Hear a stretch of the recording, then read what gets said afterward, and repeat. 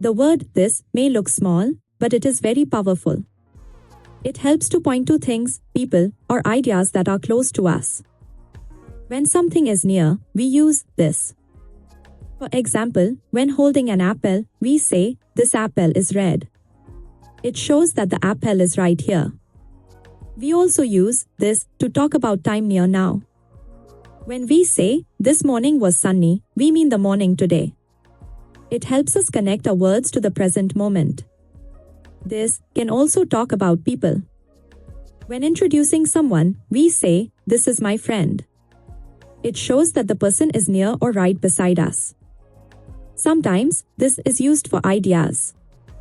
When we say, "This is a good plan," we mean the idea we just discussed. It helps make our thoughts clear. Remember, this means near, and that means far. This pen is here. That pen is there. It's a simple way to show distance in English. We can also use this in questions. When we ask, "What is this?" we are asking about something close. It helps us learn and explore the world around us. This can even show feelings. When we say, "This is amazing," it shows excitement or surprise. It adds emotion to our words.